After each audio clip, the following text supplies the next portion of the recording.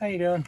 Bob here with Odin's Lock. I had a customer inquire about using some of these type of electronic push button hardware, and these are not commercial grade. They're residential grade, but they had a laundry room that they wanted to put some of these on, or at least rekey the knob that was there. And standard knob, and they need to give access to, like, they requested 50 keys, to give access to tenants to be able to do the laundry.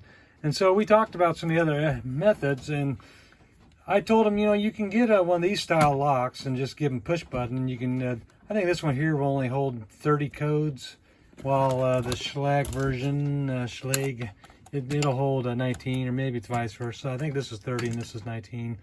But the problem with this was, if you, they wanted a storeroom function where it's key or push button override on the outside, and it's always unlocked from the inside, but it always stays locked on the outside. And these do have an automatic relock. You can do like 5 seconds or 10 seconds. I'm not sure exactly how much you can narrow down. I think it's automatic, 5 or 10 seconds, and you can adjust it. But with the style here, because it has this here, so like right now, the function is where you got to use the push button. And I'm not even sure what the combo is. I've got it written down somewhere. But the moment someone does this, they can open it from the outside. And so it's your passive feature. And so what happens is they want this to stay locked at all times. And so right now you have it to where you can do, key or push button. But with this turn like this, then it's automatically stays unlocked, has passage on the outside, so you don't need a key or push button. And they don't want tenants to be able to do that, so like a friend can come use the laundry, and plus I don't know if there's so much of an audit on this that you can see whose number it was used. There might be, I'll have to look in the exact specifications, but there really wouldn't be an audit type of setup. But you can give, say if they only have 20 tenants there, that you can give out 20 numbers, and so if as a tenant moves out, or they're gone, you can delete that number, and instead of having to do the whole rekey and then dishing out 50 more keys, for every time you go through this, because most apartments, they don't ever get the keys back from the tenants. And with something like this, where all of them would use this lock, you want to have a quicker way to disable something. So with that, you could just disable their number that goes to that apartment. And so to disable this feature here, it's not that complicated. So that someone can't just like nefariously turn this, like this, to where the outside always works, like that. And so you would want this always locked. So on the outside, as you can see, you can only use a push button or a key override. And so what you would do with something like this, and I've already got the cover loose because I don't have to spend all the time on the camera doing this. You can take this off, and there's 3 screws right here. There's actually a third one, right there. And that'll allow you to get this cover off. So with this type of situation, what you can do is, what you're looking at basically with this here, here's your switch. And that's when that makes, that's what gives it the automatic bypass, because that's when you turn like this, turn like that, and that gives a bypass. So you're closing that switch. You want it to stay open. And so one of the ways you can do that on this is you can move, if you don't ever think you'll need this ever again, you can just clip it, bend it out of the way, clip it, whatever. You can take this keeper right here. It's not really a snap ring or e-ring.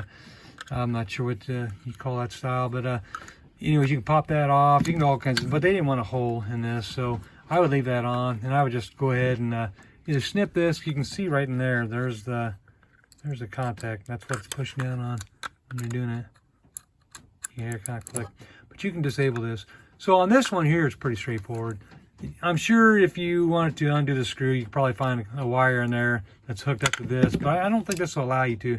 I think your contacts right here are pretty much solid state, so you can just cut this. If you don't think you'll ever need this ever again, cut it, or put something in there, bend it out of the way. You just want to where it does this, it doesn't push in on this. So you can put something in here and then bend, the clip. And that would get that by. On the Schlag version, that's on the quick set version. On the Schlag version, it's a little bit simpler. And this style here, it goes in there like this. And I'm not going to be able to see this while I'm doing this on the camera. So, anyways, let me see here. I think I'm upside down. No, I had it right. It was actually like this.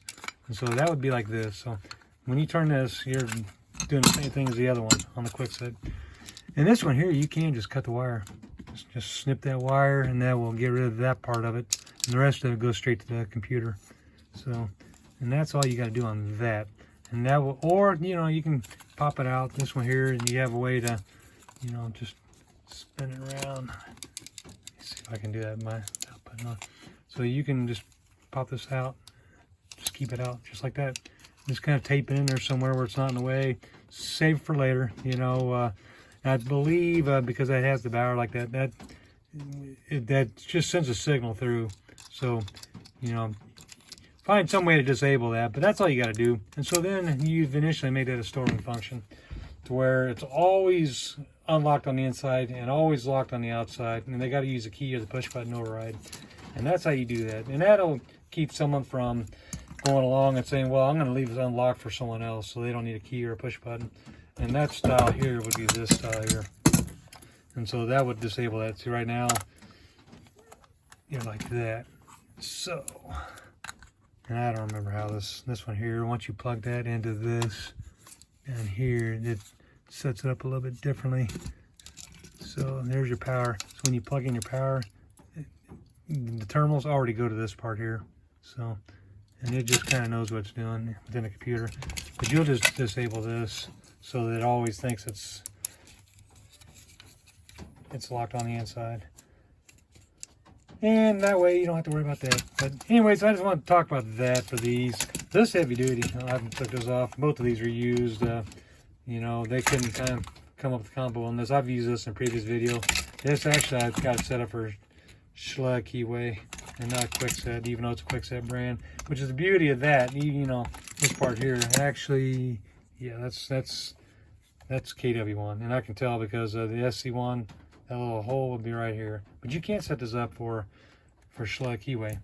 And I originally done that in a video, and then I switched back because I thought I was going to use it for something else. But this one here, you can rekey these. You just pop this out, and it's not a lot to them. Pretty straightforward. This is the FE595. If I can open that clip. There you go. And then you undo this.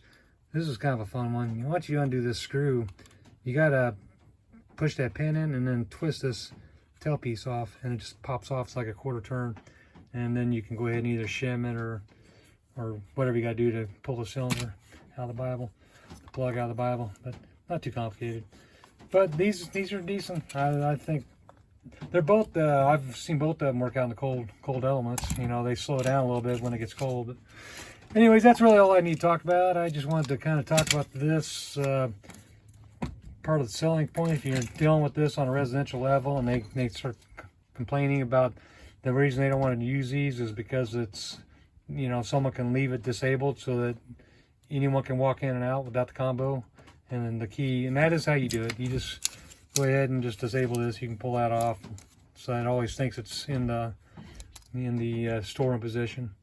And then otherwise they'll put it into passage mode. But I got Gus over here. This silly cat, he's like trying to get in there. So that's that. And like I said, you can. There's other ways.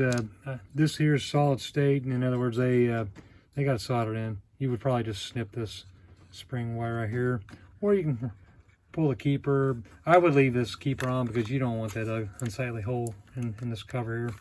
It's kind of nice to have that, but it's not hard to disable. You know, you just want to either bend it on right here, you know, flex that on the end, put something in there, flex that so it doesn't make contact, or just bend it out of the way, or just snip it.